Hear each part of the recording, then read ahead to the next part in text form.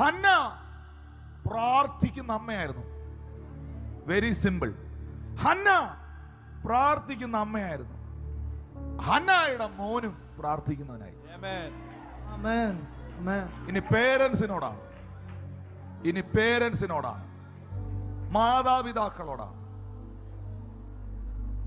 നിങ്ങൾ പ്രാർത്ഥനയ്ക്കും ദൈവത്തിന്റെ വചനത്തിനും ദൈവത്തിന്റെ ആലയത്തിലെ ശുശ്രൂഷകൾക്കും എത്ര ഇമ്പോർട്ടൻസ് നിങ്ങൾ കൊടുക്കുന്നോ, നിങ്ങളുടെ തലമുറയും ആ നിലയിൽ കയറി വരും.